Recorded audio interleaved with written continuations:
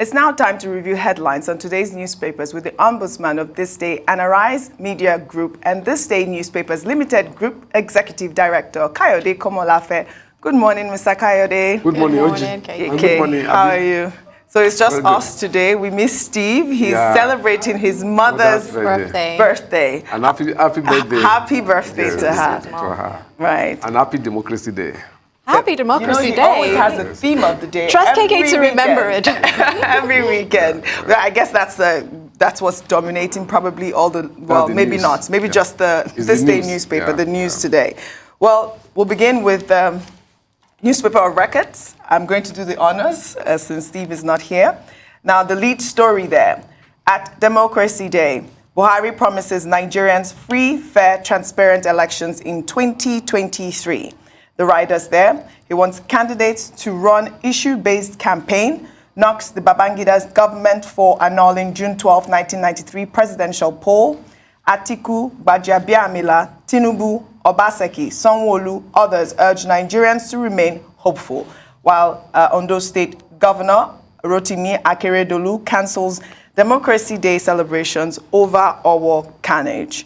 Now, the picture story there below the lead story, mending fences. It's a visit by the APC presidential the flag bearer, Asiwaju Bola Ahmed Tinubu's visit to Senate President Dr. Ahmed Lawan.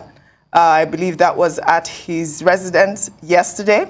Tinubu has been going around since he emerged the flag bearer of the APC. And that picture there is also with the governor of Kano State, Abdullahi Ganduje.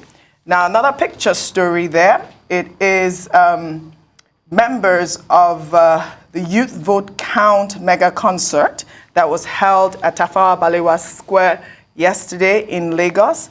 It says their electoral awareness campaign. I guess these people are here obviously campaigning for the youth to come out to vote. Then the story above the masthead there, PDP moves to unveil vice presidential candidate on Tuesday as APC considers new options.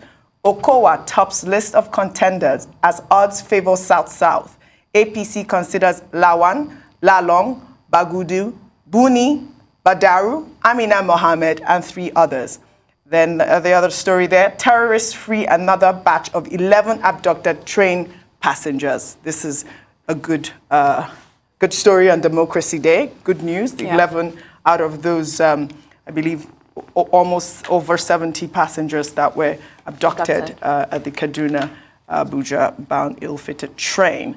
There you have it, Mr. Komolafe, all the stories on this day. Thank you, Oji. Yes, democracy is the news today. All the front pages of all the newspapers, especially, have one news item or the other, about the Democracy Day and about the issues of democracy, generally. But I was to start by reviewing the photographs on the front page of this day, the 2 photographs. They are also, democracy related. First is about the concert, the mega concert. I think the significance of that is that you are witnessing a huge, mobilization of perhaps the most relevant segment of the population, the youth, to get interested in democracy, Because either, if you notice, since 1999, increasingly, you have been having, what is some development of voter apathy. Yes. In a state where 3 million people are registered to vote, on the election day, you discover that all the candidates, put together, the total number of votes, cast for all the candidates may not be up to 500,000. In fact, even some, you have just about 200,000 votes, for all the candidates, and then a winner will be declared, So, which means that a large, percentage of the population is not interested in what is going on, and that in itself is a huge democratic deficit. So the efforts, of those who are putting up the mega concert and others, should be commended, to get as many citizens, as many voters as possible to be interested in what is going on. When that is done, the democratic process will be enriched. The quality of the choice itself, will improve, and also the legitimacy, of the outcome will be tremendously enhanced. That is very important. The second photograph is quite in order, and I think it's a politically wise step to take. That is what Asiwaju Bola Tinubu is doing, going around and making, developing. Also soliciting support. Support, with his, in any case, his party members, those who contested. I think that is in good spirit. Now, the story of the day, which is the message of President Buhari, I think it's a very important one, and I think it is a well put together message, and I think that is needed. It is significant in the sense that this is going to be the last Democracy Day broadcast of the president, like himself admitted, to us. By this time next year, his successor will be the one, giving us a message on Democracy Day. And it is good that the message, is loaded, with, words, of inspiration, if you permit, Hope. But yes, about hope, that we'll have it because we are so overwhelmed, by socio-economic problems. Forget that, it is another area of underdevelopment in Nigeria is also political underdevelopment. So some of the things, President Buhari said, is to enhance political development. One, for instance, in that the country will be secure so that we'll be able to have a free, and fair election. That is, quite significant. And also, the exhortation to politicians that this should not be, this election, should not be a matter of do or die, which is, the kind of thing you should expect from a leader at this period. Because the reality of it, which to buttress what President Buhari has said is that, yes, whatever happens in 2023, it will not be the end of history. Nigerian history, hopefully, will continue beyond. So there's no point anybody, introducing desperation, into the process. That's number one. Number two, he also warned that, that the campaign, should be issue-based, rather than, this engaging in virulent attacks. Yes. Among candidates. That is very significant because when you look at the experience of the previous elections, where the campaign became so toxic, so virulent, that you could not depict, what the issues of the elections are, because the truth of it is that the election is not going to be a choice between a demon and a saint.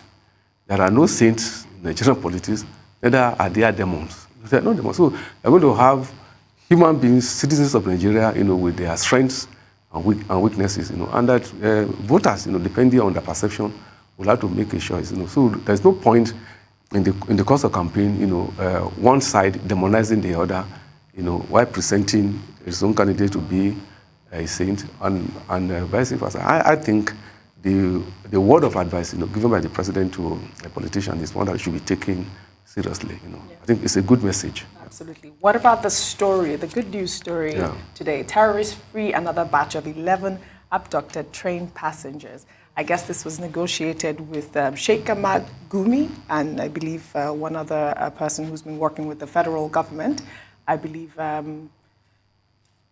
few of them were women and then one boy as well. Yeah. And then others were men. Yeah.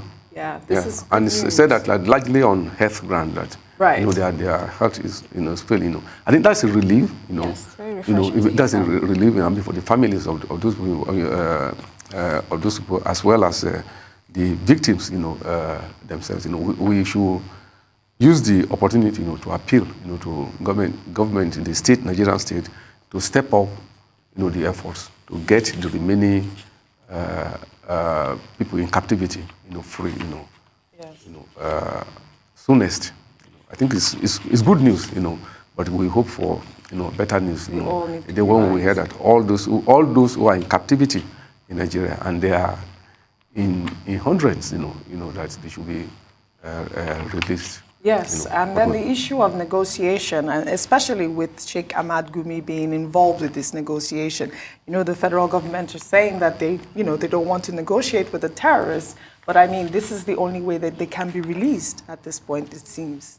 The state in which we are now is that, whatever way the government, prefers, to go, the important thing is to get those who are in captivity, released. I mean, the freedom of those people is what is important, I mean, this is not, the luxury of anybody being puritanical on his own method, whether you like negotiation or you prefer a kinetic method, that is irrelevant. Absolutely. Now, what is important is that the state, in cooperation with other stakeholders, should ensure that those who are in captivity should have their freedom. Right. Let's see if we can squeeze in. I think we still have some time. This day style. Okay, do we do that first? Okay, let's look at this. So, of course, a conversation we're having last week, and we're, of course, very pleased to carry on this week. So, of course, this is in commemoration of Queen Elizabeth II's Platinum Jubilee that we spoke about last week, and this is what we have on the cover of this day's style. Of course, this is going to be congratulations in terms of how long she's been on the throne for 70 years. That's a long time. Absolutely. And the picture there is the Queen with General Ibrahim Babangida. And earlier, General Gowon. Yes, I think essentially the style is bringing the Nigerian angle in commemoration of what today's significance is. Because those were photographs taken from state visits. Yes, and this state visit former Nigerian heads of state. Babangida was May 1989. Wow. And then with Yakubu Gowon, it was an official visit to the UK in June 1973. Yes.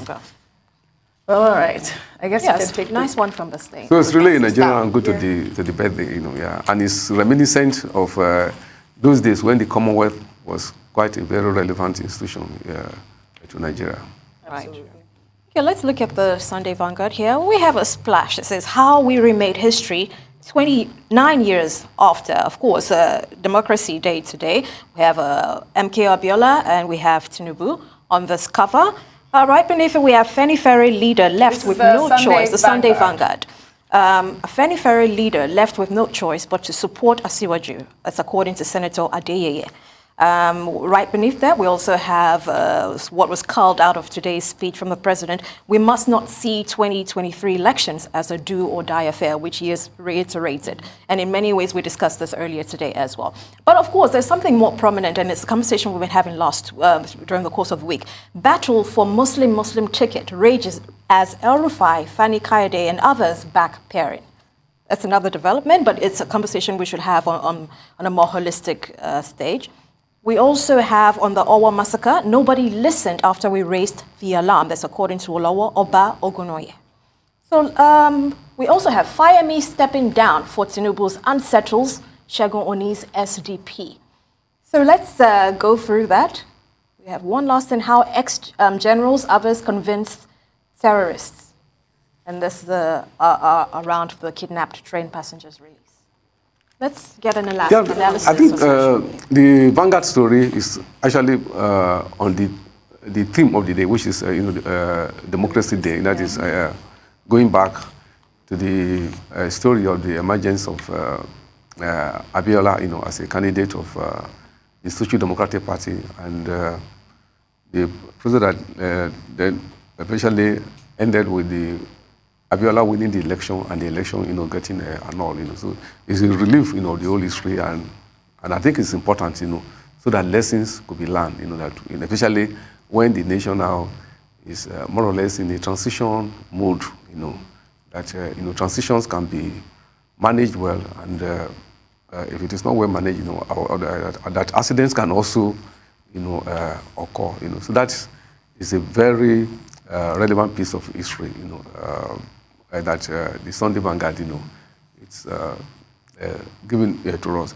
The other story, about the running mate, I think this week, yes, is going to be very decisive for all the parties, especially the two major parties, APC and PDP. That is the naming of the running mate, And I think what pundits are saying is that it's going to have implications, for the fortunes, of the parties. So, at maybe at best, all you can see that we wish all the parties well that in their calculations, that right choices, are made. But I think it's going to be, very critical, for all the parties, on who the presidential candidate, the respective presidential candidates, name as their running mates.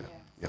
We have only about a minute. We'll take the lead story there, the Guardian. Why Atiku Tinubu's power targets may remain elusive. Another story there. Obviously, the Kaduna-Abuja train attack, 11 abducted victims regain freedom.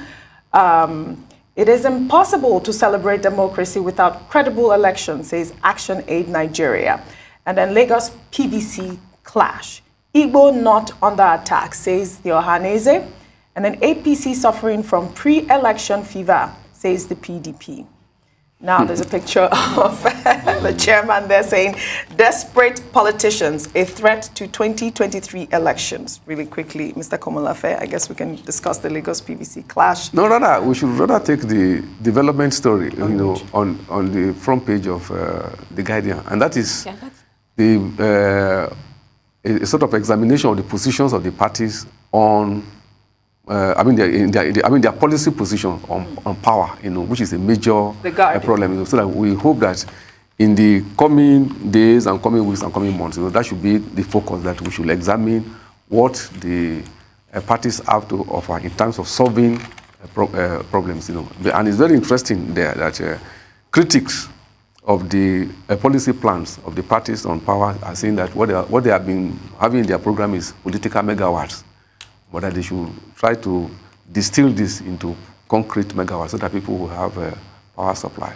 I wish we had more time with you, Mr. Komolafe. Thank you very much. We'll Great. see you again next Thank you very week. much. Yeah.